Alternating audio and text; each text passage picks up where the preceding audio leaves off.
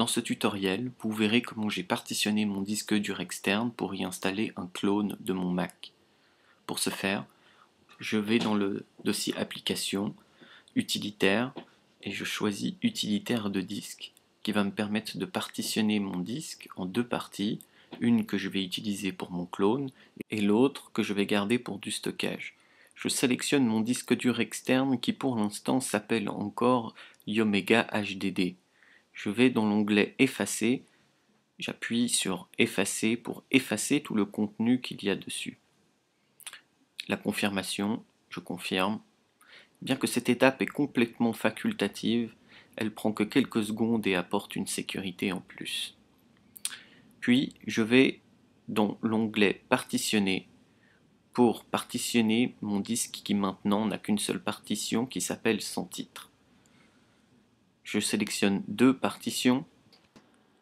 Mon disque dur externe ayant une capacité de 2 Teraoctets, j'allouerai à la première partition 1,7 Teraoctets et à la deuxième partition je laisserai 300 Go, ce qui est à peine plus que l'espace disponible sur le disque dur interne de mon Mac.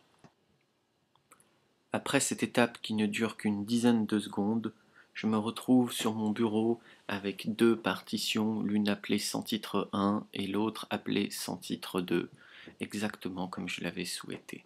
Je vais donc pouvoir quitter Utilitaire de disque et renommer les partitions comme je le désire. Dans cet exemple, je vais appeler la première Yomega 1 et la deuxième Macop de Mac HD. À cette étape, il est parfaitement possible d'utiliser les DVD d'installation fournis avec votre Mac pour installer un système comme neuf, pour par la suite utiliser l'utilitaire Assistant Migration pour y transférer vos données personnelles. Mais dans cet exemple, j'ai choisi le logiciel SupperDupper qui, dans sa version gratuite, permet de faire un clone complet du Mac. Une fois l'application ouverte, je choisis mon disque source qui, logiquement, est Macintosh HD. Puis je choisis mon disque cible qui dans cet exemple est Backup Mac HD et je sélectionne Backup All Files, ce qui va donc me permettre de faire un clone total de tous mes fichiers. Que va-t-il se passer? Appuyer sur Copy Now va d'abord effacer Backup Mac HD pour ensuite recopier l'intégralité des fichiers qui se trouvent sur Macintosh HD. En bref, ça va faire un clone de mon système. Il est possible d'utiliser les options pour faire différentes sortes de clones, mais les options par défaut sont celles qui m'intéressent dans cet exemple. J'appuie donc sur Copy Now et je rentre mon mot de passe administrateur. Il me redemande une confirmation. J'appuie donc sur Copy et le clone est en création. Et ça va prendre du temps. SupperDupper met environ 2 heures pour copier les 200 Go utilisés par le disque dur interne de mon Mac.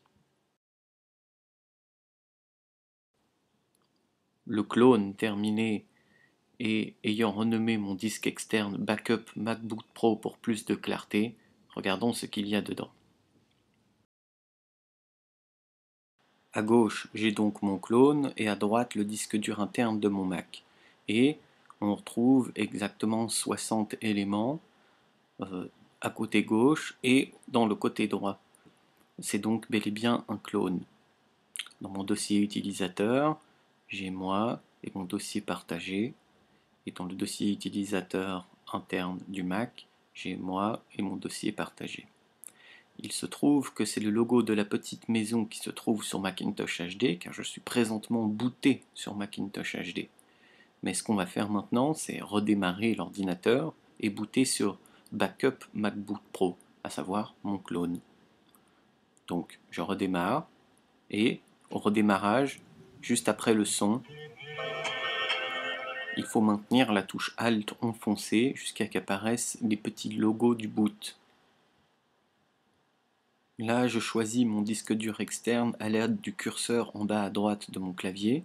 J'appuie sur Enter. Ça charge. Et je me retrouve donc sur Backup MacBook Pro. Et ce qu'on constate, c'est que dans Macintosh HD, il n'y a plus le petit symbole de la maison. alors que dans MacBook Pro, il y a le petit symbole de la maison. Je suis donc bel et bien booté sur mon clone, sur mon disque dur externe.